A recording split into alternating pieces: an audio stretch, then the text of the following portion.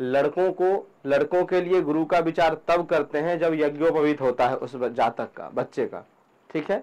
और लड़कियों के लिए गुरु विचार तब करते हैं जब उस कन्या का, उस लड़की का विवाह होता है। यहाँ तक कंप्लीट था, यहाँ तक सबको समझ में आ गया था। गुरु विचार, कोई पूछे आपसे कि बताइए गुरु शुद्धि करना जानते हैं, तो बता देंगे हाँ जानते हैं। और इसको 2 जगह किया जाता है, लड़कों का यज्ञोपवीत के समय और कन्याओं का विवाह के समय गुरु शुद्धि देखा जाता है, ठीक है। विवाह किस प्रकार से विवाह का मुहूर्त निकालते हैं, इसका हम एक दिन अलग से सेशन रखेंगे। आगे चलते हैं, अभी जो पुस्तक के अनुसार से जो चल रहा है उसी के आधार पर चलते हैं हम लोग। अगला है गुरु शुद्धि परिहार देखना, किस प्रकार से परिहार होता है गुरु का, इसको समझ लीजिए। इसमें 2-3 बात ध्यान रखने योग्य है, बाकी बात अभी आपको अच्छी तरह समझ नहीं आएगा, बाद में अच्छी तरह से आ जाएगा समझ में। अष्टम भाव के चंद्रमा यदि पाप ग्रह से ग्रसित होते हैं तो व्यक्ति के शरीर में अनेक प्रकार के रोग देते हैं। शरीर में क्या, घर में भी, उसके घर में भी हमेशा कोई न कोई रोग लगा रहता है, माता को कष्ट देते हैं। देखिए चंद्रमा, कोई भी ग्रह पीड़ित है, अष्टम भाव में पाप ग्रह के प्रभाव में है, साथ है, दृष्ट है, तो उस ग्रह से संबंधित जितने भी बातें हैं, जो भी विचार किया जाता है, उन सब का हानि होता है। जैसे चंद्रमा यदि अष्टम भाव में किसी कुंडली में है, तो अष्टम भाव में चंद्रमा है, अष्टम भाव त्रिक भाव है, त्रिक भाव में गया हुआ कोई भी ग्रह बलहीन माना जाता है, पता है ना आप लोग। तो अष्टम भाव में चंद्रमा है, वो भी केतु के साथ स्थित है, जिस कारण से चंद्रमा क्या हुए, पीड़ित हुए। एक तो त्रिक भाव में, ऊपर से पाप ग्रह के साथ, तो क्या क्या दिक्कत होगा, तो चंद्रमा से संबंधित उस व्यक्ति का मानसिक अशांति रहेगा, क्योंकि चंद्रमा मन का कारक है। दूसरा, माता की स्थिति अच्छी नहीं रहेगी। और एक फलादेश है चमत्कार चिंतामणि के अनुसार से कि सभा विद्यते भैषजी तस्य गेहे, उसके घर में भैषजी मतलब होता है डॉक्टरों की सभा लगी रहती है। जिसके अष्टम भाव में चंद्रमा हो, पाप ग्रह आदि के साथ या प्रभावित में, या क्षीण चंद्रमा हो, उसके घर में हमेशा डॉक्टरों की सभा लगती है। डॉक्टर सभा वहां लगता है जिसके यहाँ किसी न किसी प्रकार का रोग हो। वो बहुत कम चांस ऐसा होता है जब उसके घर में सब डॉक्टर हो या उसके घर में हॉस्पिटल हो। ये भी 1% कहा जा सकता हो सकता है उसके घर में बहुत सारा एक हॉस्पिटल हो, डॉक्टर ही हुआ, डॉक्टर हो वहीं रहता हो। लेकिन इसका फलादेश इस प्रकार से नहीं, ये रोग वाला मामला करना है। सभा विद्यते भैषजी तस्य गे पचेत कर ही चित्क्वाथ मुदगोद गानी, कहते हैं उसके घर में क्वाथ यानी काढ़ा उबलता रहता है, मुदगोद कानी अर्थात मूंग आदि के दाल पकते रहते हैं। तो मूंग के दाल रोगियों के लिए कहा जाता है ना खाने के लिए, और काढ़ा उसी क्या बनता है जिसके यहाँ कोई रोगी होता है। पचेत करहिचित पाथ मुदगोद कानी महाव्याधयो भीतयो वारी भूता, उसके घर में महाव्याधि, अरि मतलब शत्रुओं से, भूता भय रहता है, शत्रुओं से डर रहता है, अनेक प्रकार की आधि व्याधि जड़ा पीड़ा आती रहती है उसके घर में। शशि क्लेश कृत संकटान्यस्त मस्त, और अनेक प्रकार का संकट देता है। लेकिन ये तब देगा जब चंद्रमा की महादशा आ रही हो। भले ही किसी की कुंडली के अष्टम भाव में चंद्रमा स्थित है, परंतु दशा चल रही हो गुरु की, तो गुरु थोड़ी न देंगे। दशा जब चंद्रमा की आएगी या अंतरदशा जब चंद्रमा की आएगी तभी उसको वो कष्ट मिलेगा, अन्यथा नहीं मिलेगा। तो कोई भी ग्रह पीड़ित है तो पीड़ित है कि कहीं न कहीं अपना प्रभाव दिखाएंगे, लेकिन अपना पूर्ण शुभ अथवा अशुभ फल तभी दिखाते हैं जब उनकी दशा अथवा अंतरदशाएं आती है। वैसे अभी लघु पाराशरी जो हम अध्ययन कर रहे हैं उसके आधार से सबको समझ में आ जाएगा कि किस ग्रह की दशा कैसा होता है, किस ग्रह के महादशा में किस ग्रह का अंतरदशा हो तो क्या होता। सारी चर्चाएं हम इसमें करने वाले हैं लघु पाराशरी में, ठीक है। देखिए गुरु शुद्धि में परिहार किस प्रकार से देखा जाए, तो कह रहे हैं स्वोच्चे स्वभे समैत्रे वा स्वांशे वर्गोत्तमे गुरु रिह फाष्ट तुर्य गोपिष्टो नीचारिस्थः शुभोप्यसत्। कहते स्वोच्चे स्वभे स्वमैत्रे वा, 3-4 स्थितियां ऐसी बताई हैं इन्होंने कि यदि गुरु 4, 8, 12 भी हो तो अशुभ नहीं होंगे, और भले द्वितीय सप्तम एकादश नवम ही क्यों ना हो वह अशुभ माने जाएंगे। समझिएगा, आपके ऊपर से चला जाएगा यदि आपने गुरु शुद्धि का अंक याद नहीं किया होगा। गुरु शुद्धि कब होते हैं महाराज बताओ? हाँ देखो, उसको देखो, पोथी चकाचक बैठ के पूरे दिन 4 बार 4, 8 बार अशुभ होते हैं, ठीक है। लेकिन यदि गुरु अपने मित्र की राशि में गोचर कर रहे हो, गोचर मतलब अभी चल रहे हो, जिस समय आप देख रहे हैं उस समय यदि गुरु अपने मित्र की राशि, तो गुरु के मित्र कौन है निखिल जी? ठीक है, तो गुरु के मित्र, गुरु अपने मित्र की राशि में स्थित हो, गोचर कर रहे हैं, अभी गुरु वृष राशि में चल रहे हैं, समझ रहे हैं? अभी गुरु वृष राशि में चल रहे हैं तो शुक्र की राशि में चल रहे हैं, और शुक्र गुरु के मित्र नहीं है, ना ही वह गुरु अपने उच्च राशि में चल रहे हैं। तो भले हुआ द्वितीय ही क्यों ना हो, भले वह, जबकि किसी की राशि से द्वितीय राशि में, किसी की राशि से गणना करने पर द्वितीय हो, पंचम हो, सप्तम हो, नवम हो या एकादश हो, ये शुभ गुरु होते हैं।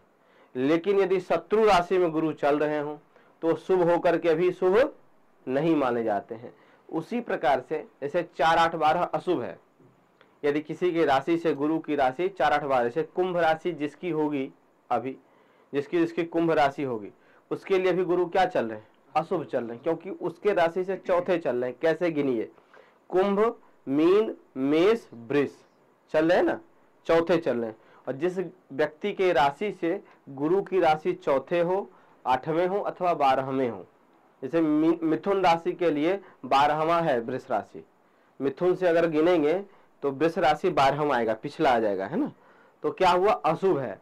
इस समय मिथुन राशि वाली लड़की हो, चाहे मिथुन राशि वाला लड़का हो, या कुंभ राशि वाली लड़की हो, चाहे कुंभ राशि वाला लड़का हो, उसके लिए गुरु अभिशुद्धि नहीं चल रहा है, अशुभ चल रहे हैं। इस समय ना ही उसका यज्ञोपवीत हो सकता है और ना ही इस राशि वाले कन्याओं का विवाह हो सकता है। अब मान लीजिए यदि गुरु यही वृष राशि में ना होकर के कर्क राशि में होते, अर्थात उच्च राशि है, गुरु की राशि क्या है? ये कर्क राशि उच्च राशि है। धनु और मीन राशि स्वगृही है। यदि इन राशियों में हो तो भले ही किसी भी राशि 4, 8, 12 ही क्यों ना हो, तो उनको अशुभता का 4, 8, 12 का दोष नहीं लगेगा। अर्थात जब भी गुरु गोचरवश घूमते फिरते मेष में, धनु में, मीन में, कर्क में या मेष में या सिंह में अपने मित्र की राशि, मेष और वृश्चिक उनकी अपनी मित्र की राशि, मंगल की राशि है। गुरु के मित्र कौन कौन है? सूर्य, चंद्र और मंगल। तो कर्क में तो उच्च के हो जाते हैं चंद्रमा की राशि में, और सिंह में सूर्य की राशि में तो इस मित्र की राशि कहलाएंगे, और मेष और वृश्चिक में भी मित्र की राशि में कहलाएंगे। तो भले 4, 8, 12 का भी दोष उन्हें नहीं लगेगा। इन राशि में है तो भले ही 4, 8, 12 ही क्यों ना हो गुरु, तो विवाह अथवा यज्ञोपवीत किया जा सकता है। यानी कि करना शुभ है। करना शुभ तभी है जब द्वितीय, सप्तम, पंचम, नवम, एकादश होंगे, जो कि कल लिखाए थे इससे पिछली कक्षा में। लेकिन यदि परिहार के रूप में माना जाए, यदि आपको अति आवश्यक है तो आप 4, 8, 12 होने के बावजूद भी पूजा पाठ आदि करके कर सकते हैं, भले अशुभ ही क्यों ना हो, तब जब गुरु अपनी राशि में हो, अपनी उच्च राशि में हो या अपने मित्र की राशि में हो। कुछ समझ में आया आप लोगों को? ठीक है, मीन राशि देखते हैं। तो मीन राशि, मान लीजिए आपका विवाह इसी वर्ष होना है, हमने सारा कुछ मुहूर्त देख लिया, अब हमको गुरु शुद्धि देखना है कि इस समय आपके लिए गुरु शुद्ध है कि नहीं है। इसके लिए हमें थ्योरी देखना पड़ेगा, जो इससे पहले मैंने आपको लिखाया था। उसमें क्या लिखाया था, थोड़ा देखिए, लिखाया था अच्छी तरह से कि यदि कन्या के राशि से गुरु की राशि 4, 8 अथवा 12 हो तो उस समय उसका विवाह नहीं होगा। तब होगा जब गुरु दूसरी राशि परिवर्तन करेंगे। तो इस समय गुरु किस राशि में चल रहे हैं, ये भी मैं करना सिखाया था। देखना, कुंडली बना करके कुंडली में देख लीजिए। जब भी अब अभी देखना है कि अभी कौन से ग्रह किस राशि में, तो अभी की कुंडली बना लीजिए सॉफ्टवेयर पे, और जो गणित जानते हैं वो कुंडली उसमें पंचांग में देख लेंगे कौन से ग्रह कहाँ चल रहे हैं। तो आपकी राशि अर्थात मीन राशि से वृष राशि तक गिनेंगे। वृष राशि तक क्यों गिनेंगे? क्योंकि अभी गुरु वृष राशि में चल रहे हैं। गोविंद जी, अभी गुरु कहाँ चल रहे हैं? वृष राशि में। तो मीन से वृष गिनने पे 3 आएगा, मीन, मेष, वृष। अर्थात आपके राशि से अथवा मीन राशि वाली जितनी भी कन्याएं होंगी उनके राशि से गुरु अभी तीसरे चल रहे हैं। और तीसरा होते दीप्ति जी, क्या होता है? दीप्ति जी बोलेंगे और कोई नहीं, और प्रिंस भैया आप भी बोलो। यदि किसी की भी राशि से तीसरे गुरु चल रहे हो तो क्या फल कहना चाहिए, शुभ अथवा अशुभ या सामान्य, क्या होगा?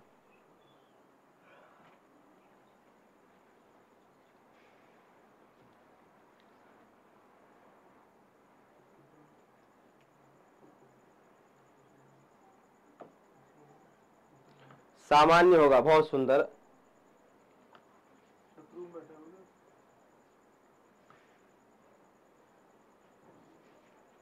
बिल्कुल सामान्य हुआ। अब यदि, अब देखिए वृष राशि, जिस राशि में गुरु है वह किसकी राशि है? वह शुक्र की राशि है। और गुरु के शुक्र क्या है? शत्रु हैं। बुध और शुक्र दोनों क्या है गुरु के? शत्रु हैं, दुश्मन। तो गुरु किस राशि में है? शत्रु की राशि में चल रहे हैं। तो भले ही आपके तीसरे आए, अशुभ नहीं आए, चौथे नहीं है, आठवें नहीं है, 12वें नहीं है, परंतु शत्रु के राशि में है तो नीचा ऋषस वो प्रसत। यदि शत्रु की राशि में हो गुरु चल रहे हो या अपने नीच राशि में चल रहे हो, जैसे मकर राशि में नीच के होते हैं, तो भले ही शुभ ही गुरु क्यों ना हो, वो अशुभ ही माने जाएंगे। उस समय विवाह अथवा यज्ञोपवीत आपका ही नहीं, पूरे जगत में किसी का नहीं होगा। लेकिन ऐसा नहीं माना जाता है, इसका भी काट है, क्योंकि ये गुरु का विचार कई जगह आया है। ज्योतिष एक सर्वस्व है या बहुत प्रचलित पुस्तक है उनका, ज्योतिष सर्व संग्रह, यू आर राइट, ज्योतिष सर्व संग्रह है। उसमें बड़ा अच्छा इसका दिया गया है कि गुरु का विचार कन्या का तब तक करना चाहिए विवाह, यदि जैसे पहले बाल विवाह होता था ना, तो उसी समय देखा जाता है जब तक रजस्वला ना हो कन्या, उससे पहले यदि उसका विवाह हो जाता है तो गुरु का विचार किया जाता है। उसी प्रकार से पुरुष के लिए भी गुरु का विचार तब तक करेंगे जब तक कि यज्ञोपवीत का समय कहा गया है। यदि उस समय से डबल या ट्रिपल हो जाता है तो गुरु का विचार करना कोई जरूरी नहीं है, परंतु करते हैं और करना भी चाहिए।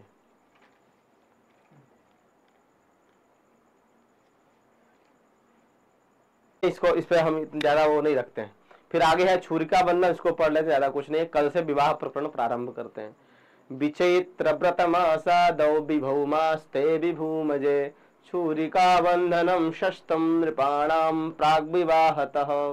कहते हैं चैत्र को छोड़ करके व्रतबंध अर्थात जनेऊ, जो यज्ञोपवीत का मुहूर्त कहा गया था, व्रतबंध में कहे हुए महीनों में भौम अस्त तथा बुधवार को छोड़ करके ध्यान ये देना है कि जिस समय छुरिका बंधन, ये क्षत्रियों के लिए संस्कार होता था अस्त्र शस्त्र सीखने का प्राचीन काल में। अब तो ऐसा कुछ होता नहीं, किसी किसी स्थान, राजस्थान के कुछ इलाके में अभी भी होता है।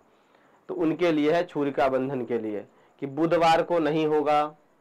यदि मंगल अस्त चल रहे हो तो मंगल अस्त को कहाँ पता चलेगा? उसी समय कुंडली बनाओ, पता चल जाएगा मंगल अस्त है कि नहीं है। सारे ग्रह कुंडली बनाते ही जिस समय का आपको ग्रह की स्थिति देखना है ना, उसी समय के सॉफ्टवेयर पे जाइए और तुरंत कुंडली बना लीजिए। हाँ। कर क्या रहे हैं आपसे? बता क्या रहा हूं, तो बता रहा हूं, कैसे पता चलेगा? इस व्यक्ति का माइंड यहाँ नहीं है, इसको भेजो 2-3 दिन के लिए घर, फिर आएगा तो ठीक हो जाएगा।